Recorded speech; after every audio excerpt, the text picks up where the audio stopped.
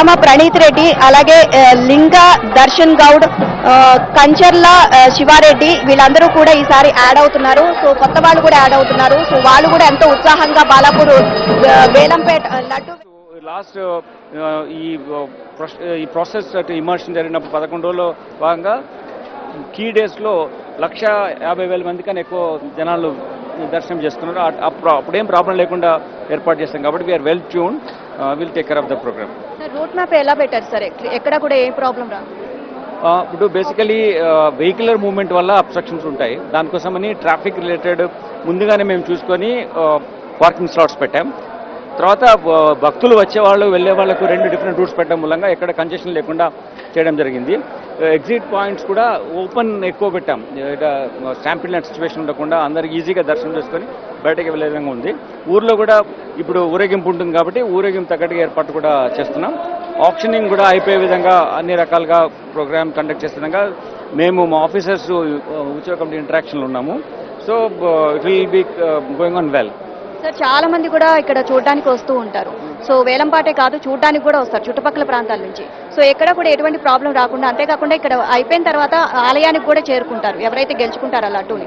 So మొత్తం కూడా ఎంతమంది పోలీసులు ఇక్కడ మోహరించారు సార్? సో ఏ విధంగా మొత్తం వేలంపాట కూడా ఎన్ని గంటలు కరెక్ట్గా మొదలవుతుంది?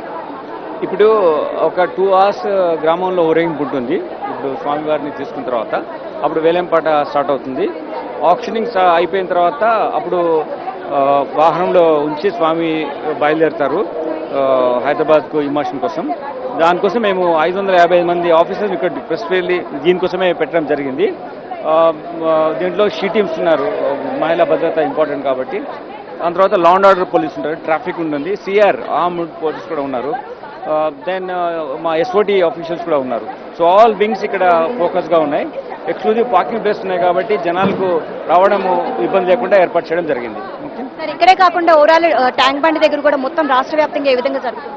ట్యాంక్ బండ్ అంటే హైదరాబాద్ సిటీకి వస్తుంది. మన డిస్టెన్స్ ఇక్కడ నుంచి 1.8 kilometers we will hand over స్వామివారి to Hyderabad city police. So till that end we are taking care of. And పెద్ద పెద్ద భారీ విగ్రహాలు ఉంటాయి కాబట్టి కరెంటు వైర్స్ ఇవి కూడా ఉంటాయి, దీనివల్ల కూడా ప్రాబ్లం అవుతుంది. వాటికి సంబంధించి ఏం చేస్తారు? మేము చాలా ఇంటరాక్షన్లో ఉన్నాము. మాతో కూడా ఎలక్ట్రిసిటీ డిపార్ట్మెంట్ సంబంధించిన ట్రాన్స్కో అఫీషియల్స్ మాతో ఉన్నారు. ఇటువంటి ఇబ్బందులు ఏమున్నా కానీ వాటిని అధిగమించే విధంగా మేము ఏర్పాటు చేస్తాం. Thank you so much sir. So CP Rachakonda CP Sudheer Babu గారు చెప్పారు, మొత్తం ఓవరాల్గా ఇక్కడ 2,000 మంది పోలీసులు మోహరించారు మొత్తం కూడా.